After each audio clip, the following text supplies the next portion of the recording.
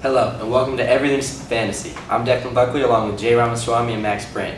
And today we're going to be talking about the best players and sleepers for each position. We'll start with quarterback. Jay, who do you think is the best quarterback to pick up, say you have one of the top picks in the draft, and where do you think you should pick him? Well, actually, I like to look at the best quarterbacks overall. I like Aaron Rodgers. Tom Brady's obviously up there. Cam Newton. I don't know. I think there are a few good quarterbacks you could look at in this upcoming fantasy football season. Yeah. Max, you have any sleepers that maybe if you're picking like in later rounds, you don't have a quarterback yet, you realize, oh crap, I don't have a quarterback. What's a guy you can pick that maybe be undervalued? I'm taking Jameis Winston. The Bucks had a great offseason. I think he's got a lot of new weapons that he'll use. He's already a great rushing quarterback, so I think Jameis Winston's the way to go.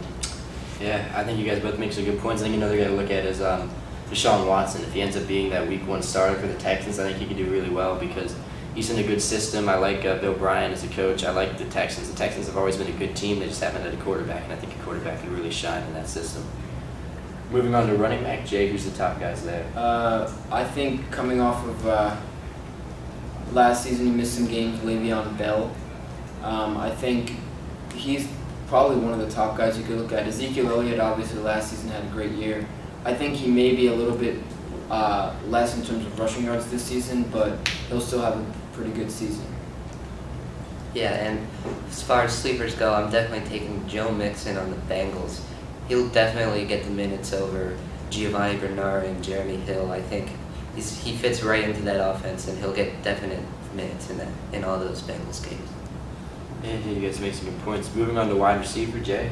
Well, last season I liked Julio, and this season I'm still going to stick with Julio Jones.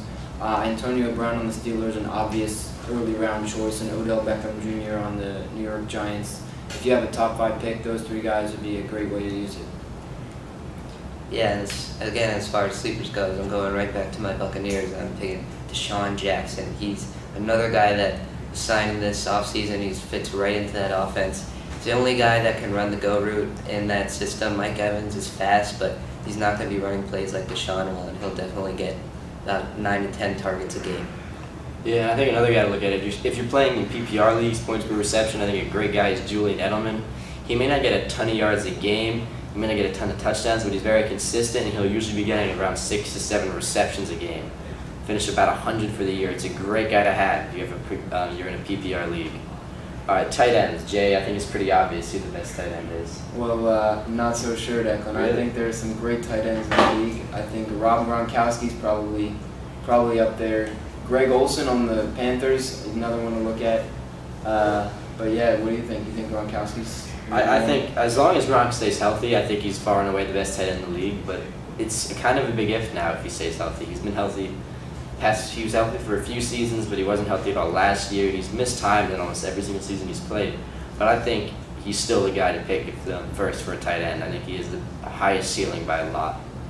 Yeah, well, for sleepers, obviously, I think Travis Kelce. He's not really a sleeper, but I think he'll be the best fantasy tight end. And as far as big sleepers go, that you may even get on the waiver wire, I think Lance Kendricks by the end of the year will be starting tight end over Martellus Bennett. So that's a name to watch.